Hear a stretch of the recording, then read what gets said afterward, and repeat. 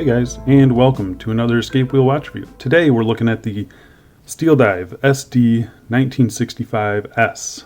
So this is a homage to the Oris Diver 65 Carl Brashear limited edition, which I believe came out, I don't know, a few years ago. And I picked this up on AliExpress for $260. It's currently on sale for $250, but I think the typical price is about $270. And for that, I think you're really going to have to love the design of this thing to pull the trigger at $270, because there's a lot of bronze dive watches out there, and we'll kind of get into that in a little bit. But I got this one because I just love the look of this thing. So let's get into the review. First off, the dimensions.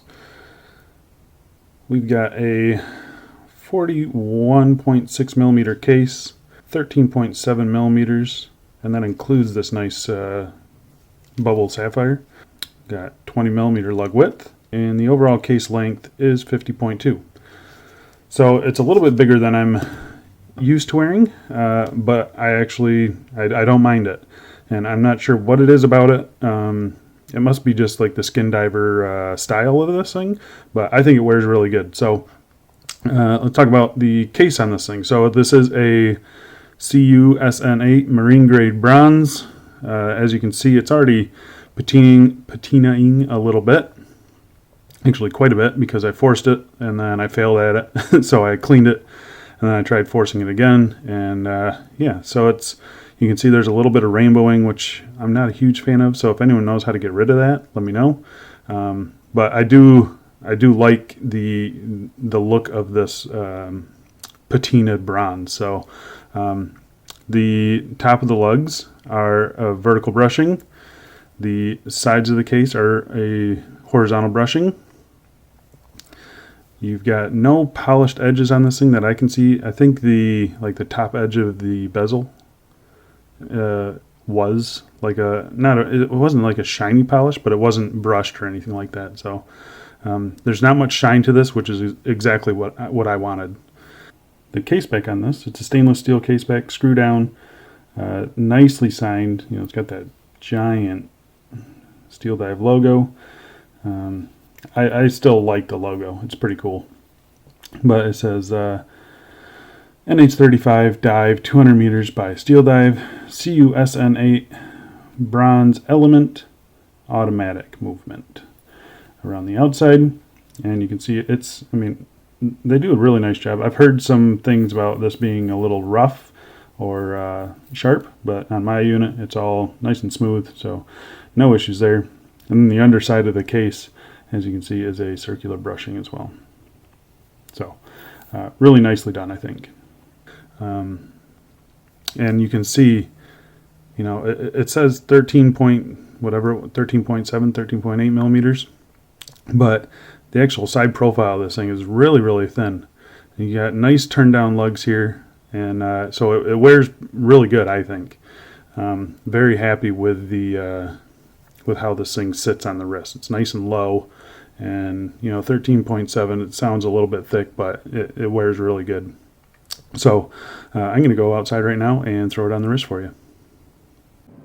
So here it is on my 7 1/4 inch wrist. You can see the 50 millimeter lug to lug. It still works on my size wrist. I know it might not work for everyone, but I think it looks pretty good still. Hugs the wrist really, really well. I just love the way this thing wears. These skin divers wear so good, and that's why I like them so much. So yeah, you can see the crystals picking up a whole bunch of reflections here. Let's get back in some sunlight. And there you go. You can see the dial color is really standing out now. That nice dark teal color. AR coating is working really well. When you get it in direct sunlight, I don't know if it's showing or not, but that teal kind of disappears. It goes kind of black. So it's interesting. But those indexes, nice and contrasty with the background, stands out. It's super easy to read this thing. And yeah, I like it. I'm going to go inside and get you a couple strap changes here real quick.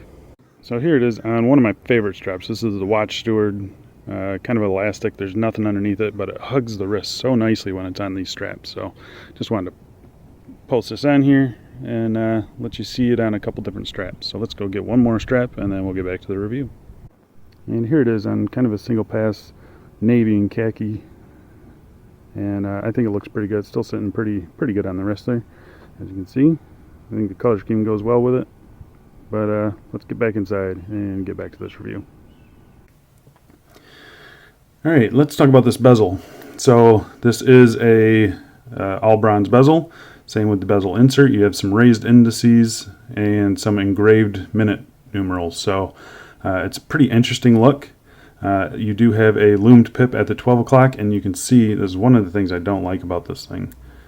It sits really high, and it catches all sorts of fluff under there. I'm tempted to just pluck that right off, but I'll leave it on there for now.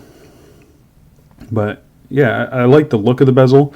There's plenty of grip on the bezel. You can see there's no back play or anything like that. It's pretty solid once it's locked in. I'm not impressed with the action on this. So I'm just going to let you listen to this.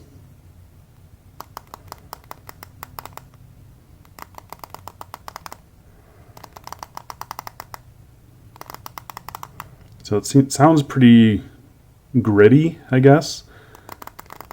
And the clicks are not very defined. Like I said, once it's locked in place, it's fine. There's no back play or anything like that. There's no bounce and wobble or anything. Everything sits nice to the case. It's not bad. It's just the action is just not great.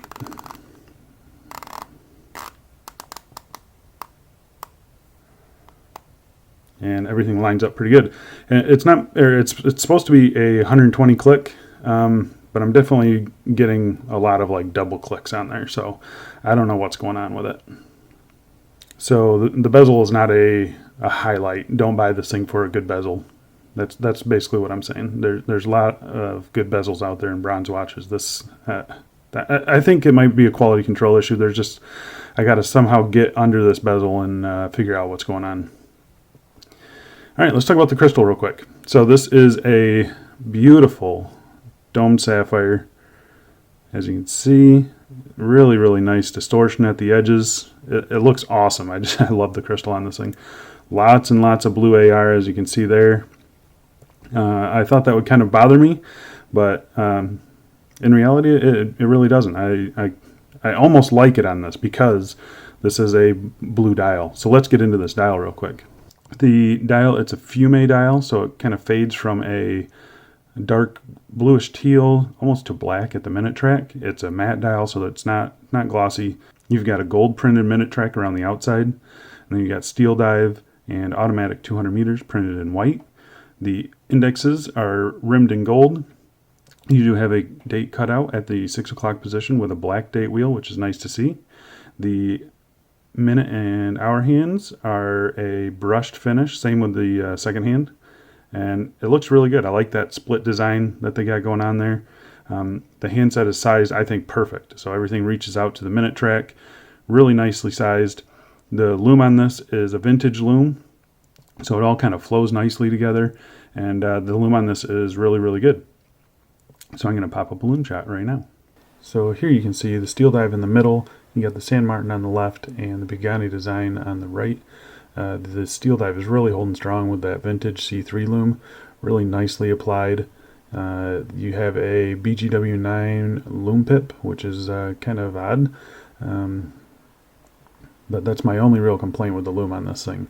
It's excellent, and you can see here that it's actually outlasting the San Martin, which was a surprise for me. So glad to see that they got the loom applied really nicely on this one. Okay, so let's talk about the crown and the movement inside. So you saw the 6 o'clock date. So it's not typical for this, but this is a Seiko NH35, so you got a custom date wheel in there, which is nice to see. You do have a screw down crown at the 3 o'clock position. It is really nicely signed with the Steel Dive logo. You either love it or hate it. I kind of like it. But really nice deep engravings on it. Looks really good. You got nice action to the crown. It gives a satisfying pop out there. It does hack, it does hand wind. You can see everything is working just as you would expect it to work.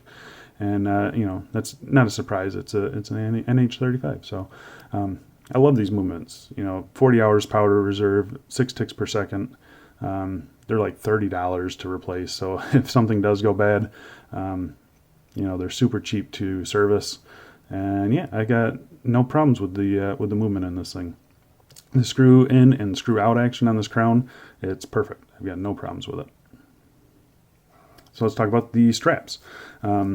So the strap on this thing, it's a brown silicone or rubber. I don't know the difference between the two as far as how they feel.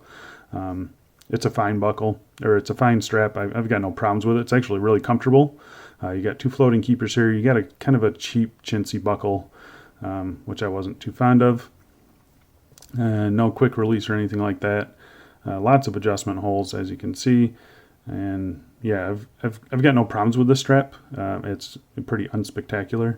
And I wanted to mention this earlier. So this is the box that it comes in. And it's got a little polishing thing for the bronze. You can see I used that when I did my patina mod. But inside this box came with this. This is actually this is the one that came on the watch. It's a really nice thick leather, very sturdy. I'm just not a fan of the color of it. But it does come with quick release pins, which is nice. The stitching is done nicely. I've got no problems with the strap. It's somewhat comfortable, but I haven't worn it enough to really break it in. The buckle on this it's a lot nicer than the one on the rubber strap. It's a pretty solid buckle, but I wish they would use bronze buckle. I mean, why not, right? But yeah, I just wanted to put that out there. So I don't know if every seller does this. Maybe they kind of mentioned it in when I was talking to them that they were sending an extra strap. I don't know if they do that to everyone. So just keep that in mind. But I would, if I had the choice, I would definitely go with the rubber strap over the leather one. So let's talk about quality control issues. I really didn't have much. I think the bezel is a quality control issue. Everything lines up pretty good, but it just doesn't. The bezel just doesn't sound right to me. I know steel dive can be hit and miss, but it just doesn't sound right to me. So I think that might be a quality control issue. I really hope it is, because with a really good bezel, this could be just an awesome watch. So I mentioned earlier that, you know, this is $270. It's a lot of money for a dive watch, and you really have to love the look of this to want it. And that's why I bought it, because I didn't see anything else that I really liked the look of that was any cheaper than this. So there's some other options out there. I think the cheapest dive watch in bronze is the Heimdallr Submariner. So I'll leave these links down below. I think that's like $175, and I think that's a pretty good deal. And then you have, you know, Steel Dive does the Willard in bronze, but that's like $200, and I'm not a huge fan of the Willard style case. It seems a little big, but I know some people just love it, but I'm just not a fan of it. And you know, there's San Martin has another one that's very similar to this, but it has 22 millimeter lug width. I didn't want that, and that was $300 some, but that, you know, it's got an upgraded movement. And then there's obviously like the 50 fathoms or the 62 mas. So those two styles exist, and they're pretty close in price to this thing. I think $220-ish. But I'm just not a huge fan of those styles. So this is the one I landed on. Overall, I'm pretty happy with it. I wish the bezel was a little bit nicer, but other than that, I really like the look of this watch, and I cannot wait to wear this thing. So overall, I'm pretty happy with my purchase.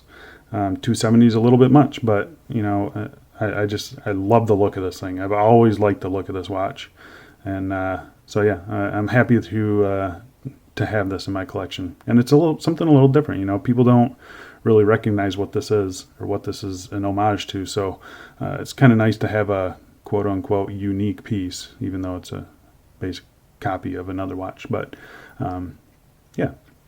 So if you are interested in purchasing this model, I will be leaving a link below. That is an affiliate link. It doesn't cost you any extra, and it just helps the channel out. And if you want to see more pictures of this, I'm definitely going to have this on a couple different straps. You can watch kind of how it patinas, because I'm going to be holding on to this for a while, I think. So, but I will be leaving a link to my Instagram down below. And if you guys enjoyed this video, found it helpful, I know this watch isn't reviewed much at all. So if you guys did find this useful, please hit a like button, subscribe. All that is appreciated. And if you guys want to leave a question or comment below, I will be sure to get back to you. I feel like I do a pretty good job of getting back to everyone. I guess I'm not big enough yet to get overwhelmed with questions yet. So yeah, drop it down below. I'll get back to you. But I think that's about it. Thanks a lot for watching, guys, and I'll see you in the next video. See ya.